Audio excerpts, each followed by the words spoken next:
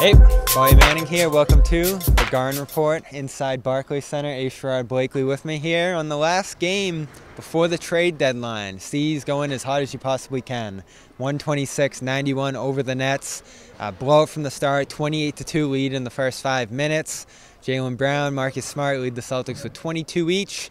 And I think the closest the Nets got it against the second unit there was like 17. So not much to talk about here. Harden, Durant, Kyrie all out in Barclays, so you went against their second unit, and those guys couldn't do anything here. But 6 straight for the Celtics.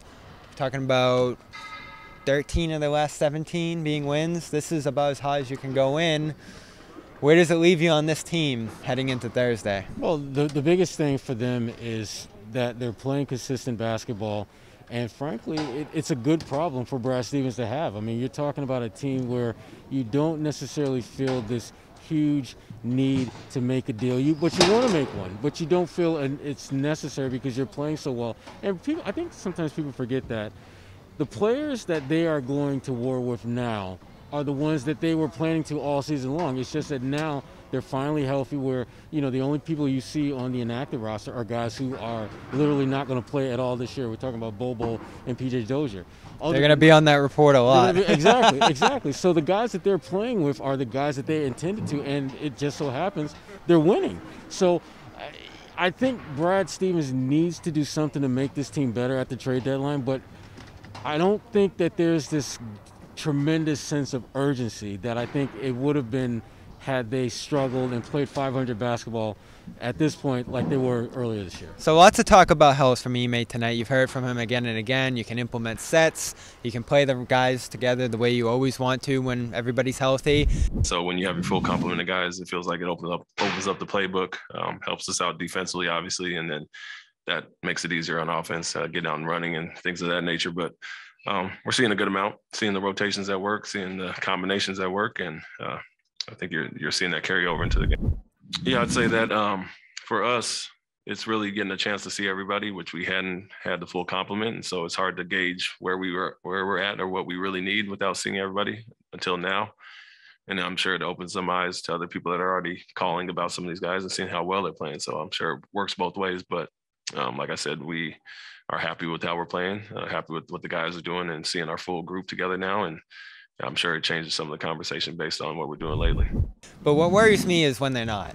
And you know that's inevitably going to happen. And that's my biggest question heading in the deadline is depth. If you're looking to move off Dennis Schröder, you're one less deep on this roster. There's still some holes on this roster. You know, over this win streak heading back to January 8th, they're still 34% from the three-point line, which is like 22nd in the league. So there's still some holes here from a depth and shooting standpoint that even though you feel good about the group you have, you still want to think about addressing here. Well, you do, but the one thing that has been a constant, and really they've actually taken it to another level, is their defense. I mean, when you look at what they've been able to do as a group, it's been phenomenal. Their defense has been, you know, one of, if not the best in the NBA. You start breaking down defensive ratings individually. They're number 2 overall now. Right, but you start breaking it down individually, defensive ratings of players, and you see that the Celtics have really, over the last 8-9 games, Marcus Smart, Rob Williams, you know, Horford, Tatum, Brown, they're all in the top 5, top 6 in the entire NBA if you look at this recent stretch of play that they've had. So defensively, there's a sense that they're good enough to where the offense doesn't have to be great, but certainly you want to address that in some capacity, and I think Brad will. I think that they will focus on the trade deadline, bringing someone in who can make shots. That, to me, is the missing peak, that missing link that will help them be more competitive with those top-tier teams in the Eastern Conference. You've covered this league a while. Can you win being this defensive team that struggles to score sometimes, struggles to shoot, but you're just grinding it out every night on defense, and you're, you know, number 1 or number 2 in that category? Well, I used to cover this team called the Detroit Pistons, and they won a championship, and they were different time though. It's a different time, but they were a very defensive-oriented team. And before, you know, them, Rick Carlisle was the coach of that team, and he was like 95% defense, and they won 50 games that way. And that's Ime too. Yeah, so you can win playing that style, but if you're talking about winning a championship, you're not going to do it. There has to be a certain balance. And the Celtics, they don't have the personnel right now to have that balance, but they do have personnel good enough to win not only in the regular season, but make a little bit of noise in the playoffs. Now, does that mean they're going to win the championship? I don't think so. But could they win a first-round series? Absolutely. Could they give a team a serious scare in the second round? For sure. And that's what you want. You want to give yourself a chance. And I think defensively, they're going to give themselves a chance night in, night out.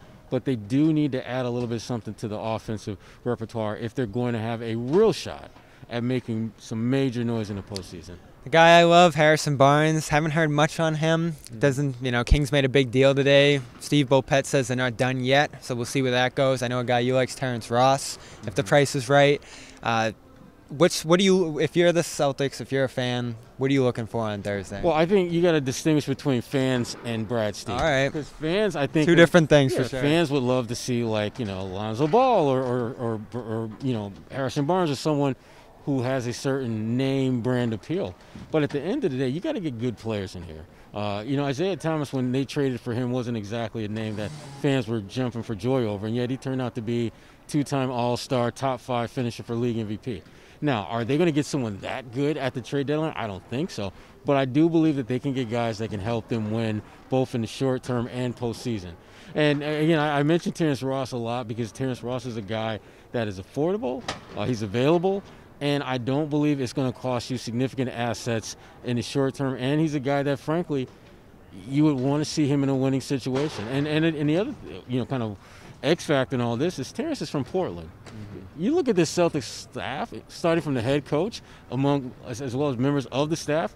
Portland is kind of their spot. So that's a guy that you could see there being some type of connection well before he even set foot onto the floor if you're the Boston Celtics. So again, if you're the Celtics, you need to add someone who can score. That I know we talk about adding size and versatility, but you need guys who can get buckets because your defense is solid as it is. Can you generate offense other than Josh Richardson and Dennis Schröder off the bench? You need another piece. That's the Celtics. We're in Brooklyn. Harden, Simmons, everyone's watching that. No Harden tonight. He was at shoot-around, and he's around the team. And Steve Nash unequivocally says this team's not changing. They're not trading Harden. We talked about a little bit on post-game. There's reasons I think it's happening from both teams, just the after effects of what not doing it would bring.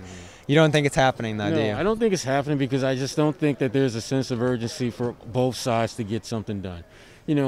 Philly, the concern for them is that Joel Embiid his clock for greatness is ticking, and it's ticking rapidly. So you don't know how many good years he's going to have. So you want to make sure you surround him with as much talent that can get it done as possible. And if you are Brooklyn, you want to see what your big three looks like when it matters most, and they haven't seen that yet. So. All right, Barclays Center, last game before the deadline, so our coverage will be live mid-afternoon on Thursday. Stay tuned for some Twitter Space conversation as well on Wednesday. You can get your input in there. And the Celtics play again after the deadline Friday night against the Denver Nuggets. MVP candidate Nikola Jokic, first real test for this team in a while after getting kind of a lighter schedule through much of January and the early portion of February. For Sherrod Blakely, Bobby Manning from Brooklyn, New York. CLNS Media, Celtics All Access. We'll talk to you soon.